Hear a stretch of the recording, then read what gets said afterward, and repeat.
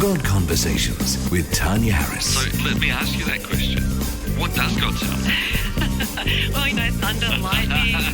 Mother Teresa, someone asked her, when does God speak to you? And she said, whenever he wants. So essentially the Bible is a collection of God conversations, if you like. I had a vision of a car accident and I'm sitting on the couch thinking, why have I just seen this? How could I know if God was speaking to me? How could I know that dream or that thought was actually just me thinking about, I just had some bad pizza? Jesus said we'd recognize his voice. It was never meant to be a one-way conversation. One of my all-time favourite ice creams are Magnums. I just love the decadent Belgian chocolate on the outside and the rich ice cream on the inside. But some years ago, Magnum launched a new marketing campaign labelling each of their ice creams with one of the 7 deadly sins. I don't know if you saw it, but there was sloth, vanity, gluttony, revenge and greed. My favourite, the white chocolate Magnum, was called Vanity. I have to say I didn't feel that great eating it after that. But I wanted to ask the question, why is it that something so good as a Magnum ice cream is associated with sin? Why is it that something so pleasurable is linked to evil? Hi, and welcome to episode 42 of the God Conversations podcast. My name is Tanya Harris, and I'm a pastor, speaker, and founder of this ministry that equips you to recognise and respond to God's voice.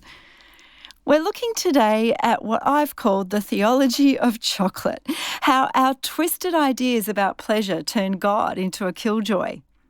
The scriptures say that Jesus came to give life and life to the full. But it's not just about the spiritual side of life, it's about the physical side as well. Well, Easter is coming, and as I record this podcast, we're looking forward to a beautiful time of celebration. I know you're probably thinking that I'm doing this episode just to justify my habits and my love of chocolate. But I did really want to look at this question and the thinking around it because I think it's important. The way we think about this area actually impacts our ability to hear God's voice clearly. Because if you think God is a killjoy, then you're not going to be able to hear him speak about the good things in life, the things that you desire, the things that you like doing. On the other hand, if you don't have a good idea about how to manage those good things and what it means to surrender them to God's purpose, you're not going to be able to hear God clearly if and when he tells you to let them go.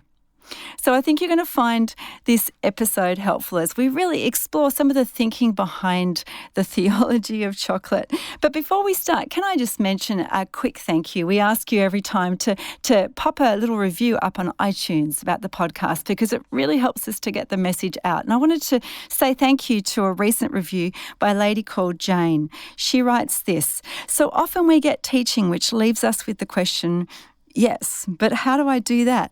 Tanya's teaching is solidly based on the Word of God, but she doesn't stop there. She goes on to explain how to apply those principles in our own lives. If you want to know what God says and how to live a life based on what he says, this is gold." So thanks, Jane, for the encouragement. I really pray that the teaching is impacting lives. And I want to encourage you to share the podcast around. We really believe it's important to hear what God is saying about these areas of life. So let's talk about it now. The theology of chocolate. Jesus came to give us life and life to the full. But it's not just about the spiritual things in life. It's about the physical things as well. What does it mean to live for God, not just with our spirits, but also with our minds and with our bodies? What about you? Do you ever feel guilty about eating chocolate? Now, I'm not talking about eating too much chocolate, but maybe just a little. It's interesting that nutritionists tell us these days that dark chocolate is good for you. I heard a bit of research this week, which I quite liked. It said that a little bit of chocolate every week causes some short-term memory improvement and abstract thinking. So there you go. But Magnum's marketing campaign is an interesting one because it reinforces the idea that eating something we enjoy is sinful, and therefore gives us the idea that eating something horrible and nasty is probably the opposite. In other words, if you do the right thing, if you follow God's ways, you're not going to enjoy life as much. If you live as a Christian, then you're not going to have a good time. Where did this idea come from? There's an interesting precedent in history. In the early years of the church, in the early centuries AD, there was a movement called the Gnostic movement. And they believed very strongly that earthly pleasure was the antithesis of heavenly good. They said that all matter was bad and that we should escape from it, that if you wanted to be spiritual, you should deny the physical things in life. If it was pleasurable, it was evil. Later we get the monastic movement, and this movement was a reaction to excess and indulgence and corruption in the society of that day. There was such a love of money and luxury that then deprived the poor that they came up with similar ideals in response. So monks took vows of poverty and celibacy and isolation. They said things like, the spirit is good, but the flesh is bad. Therefore, I'm going to deny my flesh to be more spiritual. And if I do that, God will be pleased. So food was bad. Good food was bad. They ate bread and water. There's stories about monks who fed on grass. Beauty was bad. They wore rough clothing. They wouldn't wear colour. They said sex is bad, so being celibate is better than marriage. They said laughter is bad, so then you have that whole issue of solemnity and soberness, no laughing in church. They said relationships can be bad, so you had recluses who lived in tombs. There were stories about a man called Simeon Stylites in the 5th century, and he spent time sitting on the top of a pillar on his own for days. Today, probably our thinking is not quite that extreme. We get Magnum saying that eating that yummy ice cream is sinful. But sometimes we get hints of that kind of thinking. It looks a bit like this. I feel guilty about taking a day off. Or God will be pleased with me if I work harder and harder. Or the natural world. It doesn't really matter what I do with my body, what I eat, how I spend my time outside of church doesn't really matter. Or pastors are somehow more worthy of God's blessing, but I just work ordinary 9 to 5 and I'm not as worthy as a pastor is. That kind of thinking can come out. But it's ironic because the Bible teaches the exact opposite to this kind of thinking. In fact, if you take a look at the book of Genesis, those opening chapters where God is speaking about his creation, there's one resounding theme, a refrain that's repeated 6 times, that everything he made is good. He made the sun, moon and stars and he saw that it was good. He made the sea and the sky and he saw that it was good. The rivers, lakes and trees and the animals, and it was good, it was good, it was good. Then God places humanity in the garden. It's the place where he dwells. And he says to Adam and Eve, he says, eat of it, look after it. I've given you paradise. I've given you the best. Here it is for you to enjoy. What an incredible blessing. James 1:17 said, every good and perfect gift is from above, coming down from the Father. 1 Timothy 6 says that God richly provides us with everything for our enjoyment.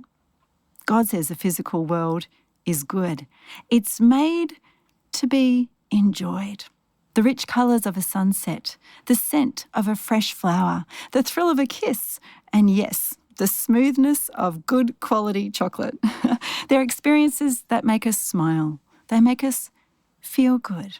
And a true biblical theology says that the visible physical world is as much a work of God as the invisible spiritual one. That means that when I'm enjoying the physical pleasures of this life in the way that God had intended, that I'm expressing my God-given humanity. And through it, I'm glorifying God. I'm honouring the Creator. I'm being spiritual. A number of years ago, I was chatting with a young woman named Rachel. She loved God with all her heart and was committed to following him and helping to build the church. Every week she volunteered there. She helped out at the services, she led small groups and worked hard on her assignments for Bible college where she was studying. She was often out every night. Everyone admired her service for God. But then she got sick. Very sick. In fact, she was so unwell that she was out of action for an entire year. And that's when I had the chance to talk to her, and she told me how she got it wrong. She had loved God with her spirit, but not with her body. Well, what a tough conversation. My friend Rachel told me that the reason why she was so sick was because she had burnt herself out. She'd worked so hard for God, that she'd ignored her body. She'd ignored all the tiredness that she was feeling, the moments when she should have rested. She ignored it, all because she thought she was serving God. God was her priority, and building his kingdom was her first commitment. Isn't this what God calls us to do? To deny ourselves, to give our lives, take up our crosses and follow Jesus? This, I believe, contains some wrong thinking that can have some deeply damaging consequences. Let's have a look at some of that. You see, when people think of Christianity, they often think about the spiritual practices, things like going to church, how to pray and how to worship, and what happens after you die, after you leave your body on earth. That's all good, but we're only really focusing on one aspect of ourselves, one part of us as humans. When Jesus came, he said that he came to give us life to the full, John 10:10 says. But when he spoke of life, he wasn't just referring to the spiritual side of life. It wasn't just saving our spirits from sin and our futures in eternity. It was about the whole of life, spirit, soul, and body. In fact, salvation in the biblical sense is holistic. It refers to every part of our lives. Jesus says the same thing later in the Gospel of Matthew. When he calls us to love him, he says, love the Lord your God with all of your heart, all of your soul, and all of your mind. It's a reference to the same statement in the Old Testament, in Deuteronomy, where it also says to love God with your strength or with your body. Jesus calls us to love him with every part of our lives, our minds, our bodies, and our spirits. Every facet of life is important to God. There's not one that's more important than the other because they're all interconnected. So often we tend to split our lives into parts, and that's where the trouble begins. The problem in life is that we tend to compartmentalize the different parts of ourselves. We sort of categorize things that are spiritual and things that are natural. What does that look like? Well, it gives us the idea that it's okay to be spiritual on Sunday, but then we forget about our faith on Monday. Or perhaps we think that leading a small group is what God deems to be godly, but preparing a beautiful meal for our family isn't. Or we think that preaching a sermon is what God favours, but cleaning up my child's nappy doesn't matter so much. Or we think it's okay to neglect our bodies, to treat them as rubbish dispensers and not look after them as long as we turn up on Sunday and sing worship songs. See, the truth is that the actions of the body affect the soul and the spirit, and the actions of the soul and the spirit affect the body as well.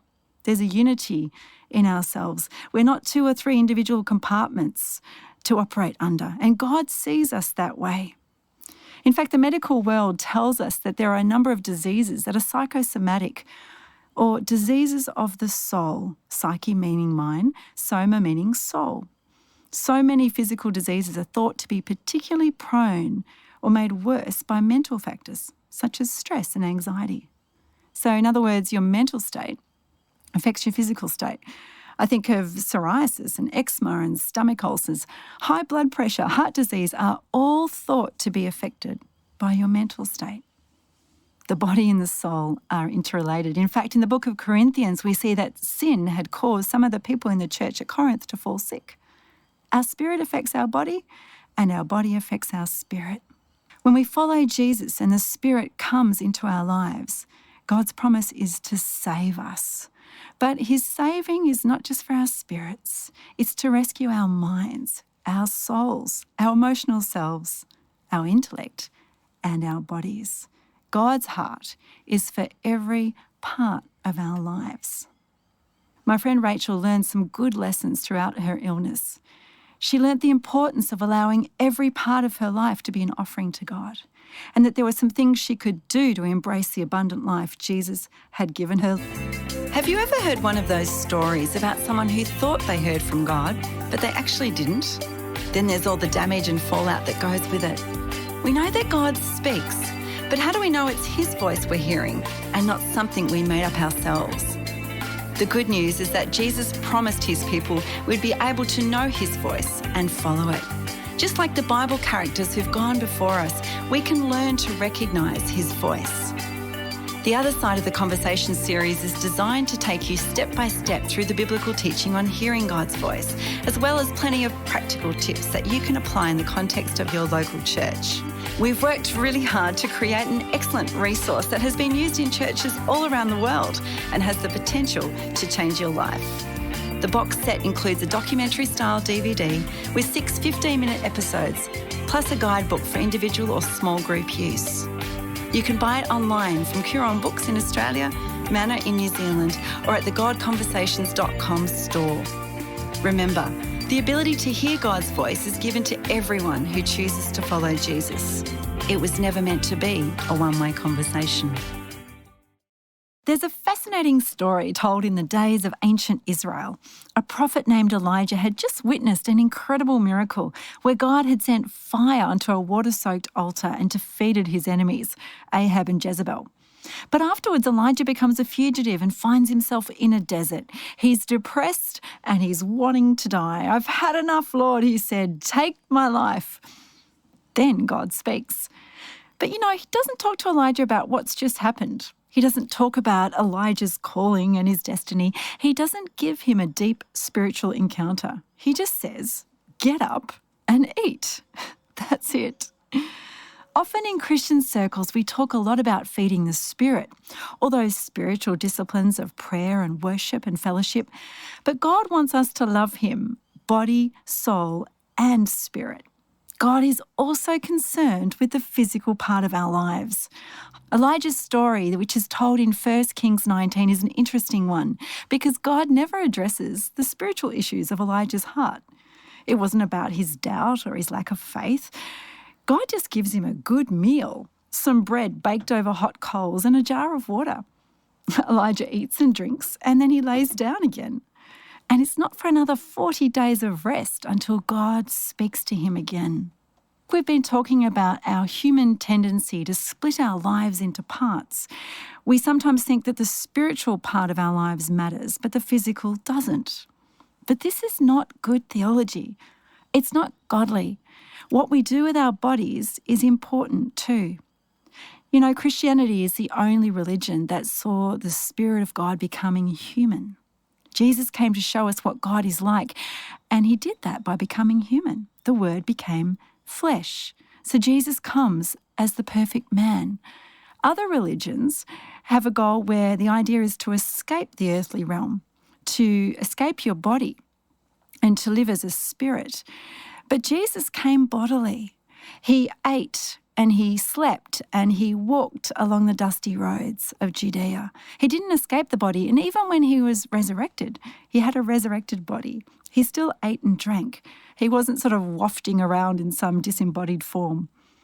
So to be spiritual means to be fully human. And it also means to love God with all of ourselves, including our bodies, and to realise that this too is part of our worship.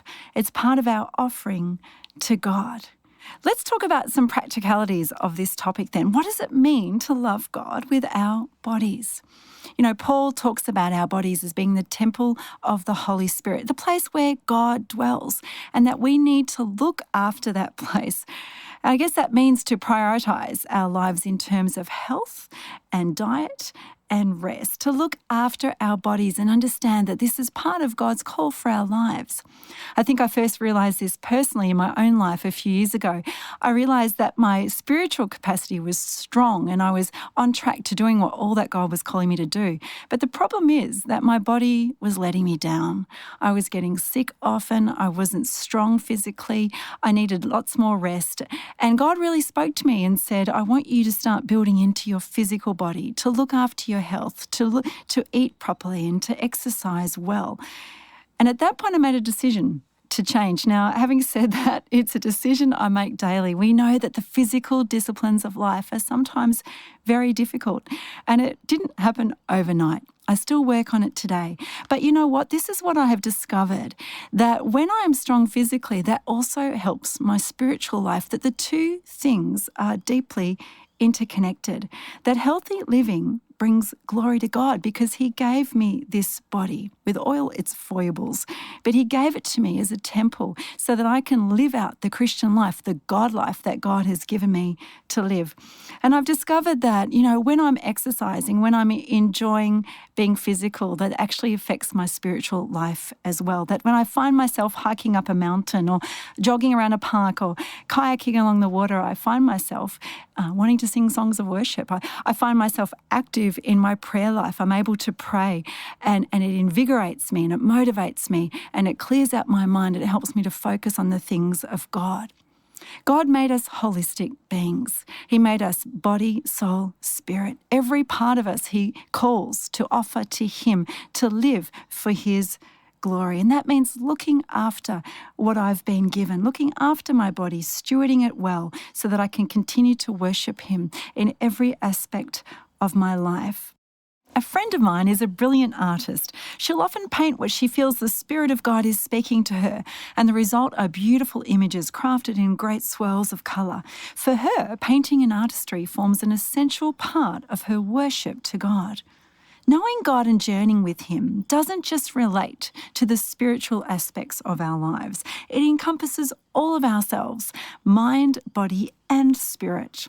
That means that when we enjoy the beauty of the world around us, we're also enjoying the God who created it. We've been talking about the theology of chocolate and having our thinking right when it comes to enjoying the world that God has given us, and how sometimes we have this tendency to split our lives into different parts, where one part is spiritual and one is natural. So we say going to church is spiritual, but going on a holiday isn't. Or going to a prayer meeting is what counts, but going out for dinner with friends doesn't. Some of this thinking sounds more like the Gnostics of the first centuries, who taught that to be spiritual was to escape from the body. Or like the monastics of the Middle Ages, who said that to be spiritual was to deny yourself pleasure, to wear drab clothes, to be celibate, to go without food, or to become a recluse in a cave, or in extreme cases to even flagellate yourself. But we need to remember that God sent his Son in the flesh to be in his body, in the world, but not of it.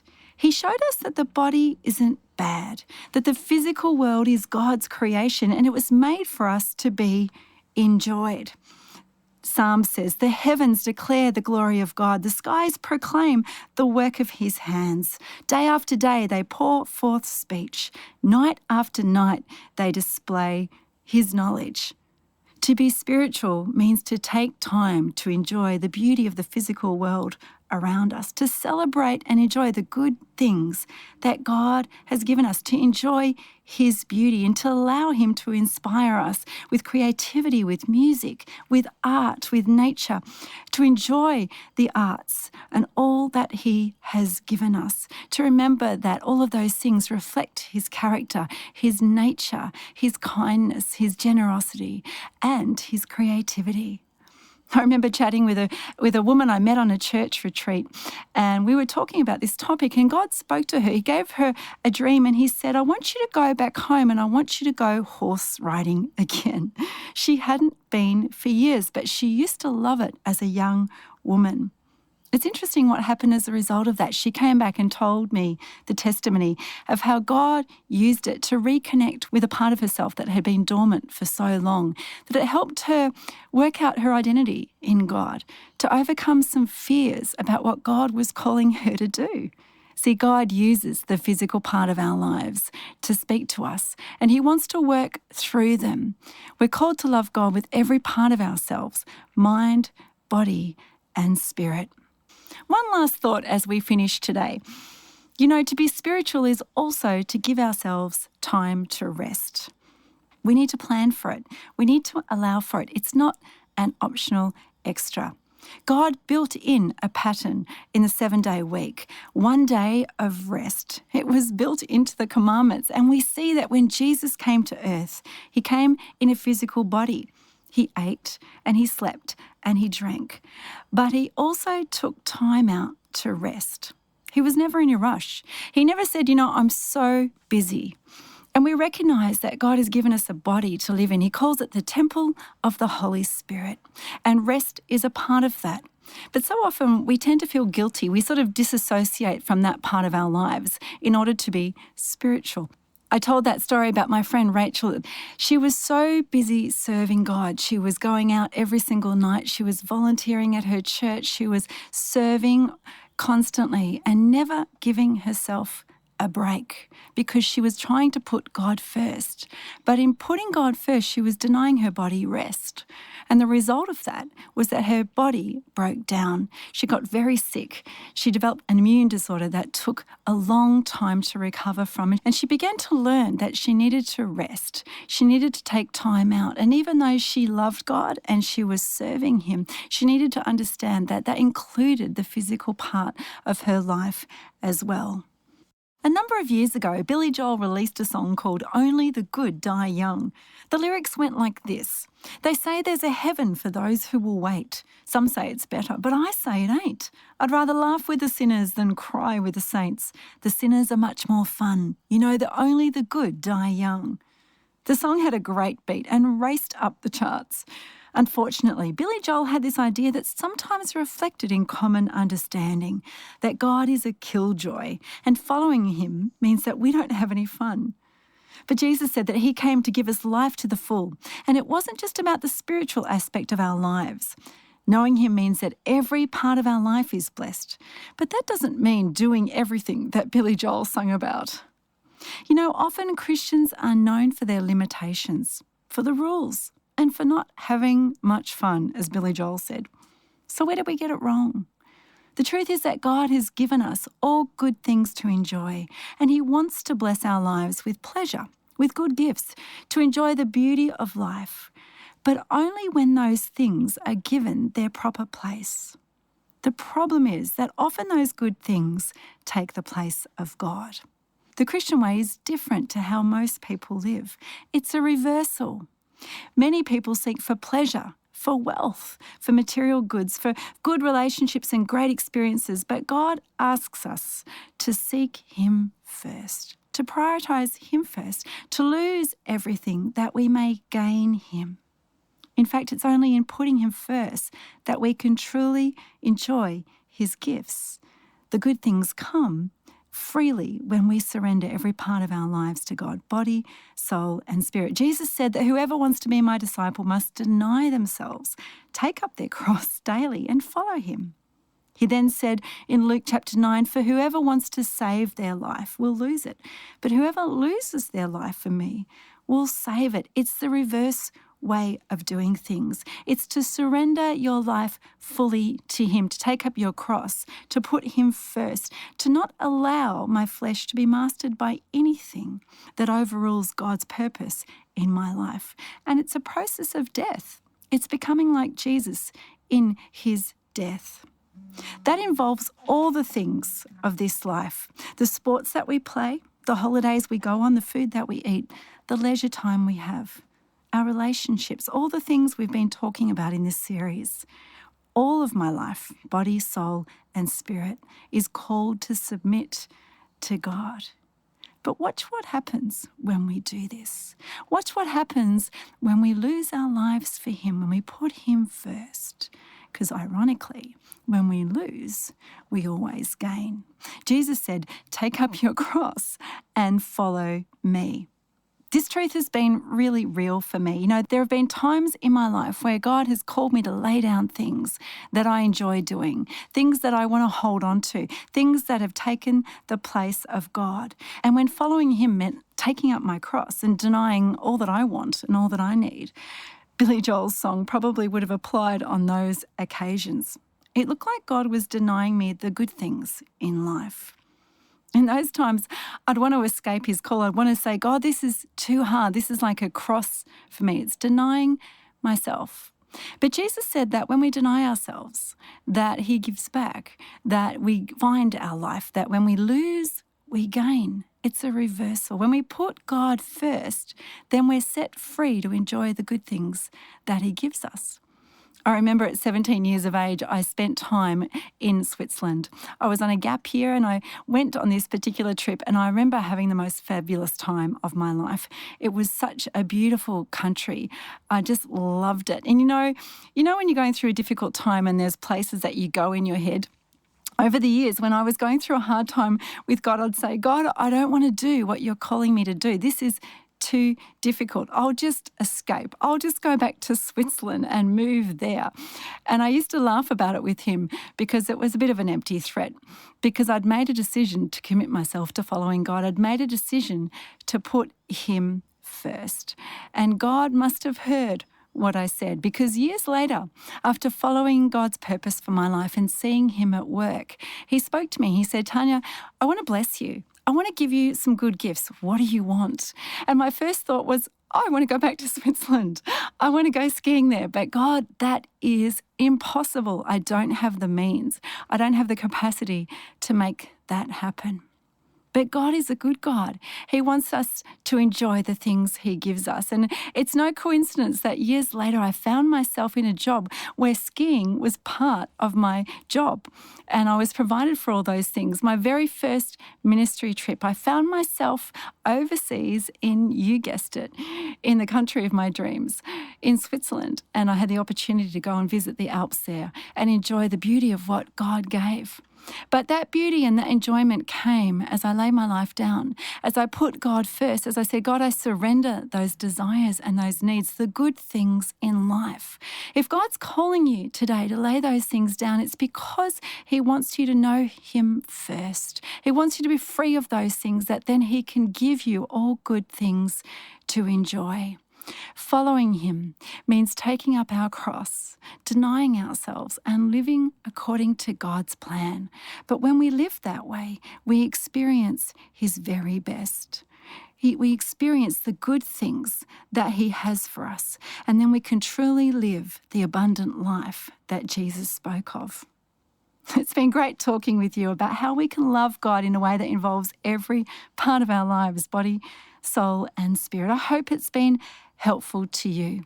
I hope it's encouraged you to continue to live for God, to enjoy all that God has given you, to look after yourselves in your body, your soul, and your spirit, and to offer every part of ourselves to him, because that's where we find his blessing. Great to have you on the show today. Don't miss the next episode by subscribing on iTunes. Search for God Conversations with Tanya Harris and click subscribe. While you're there, leave us a review so others can learn to hear God's voice too.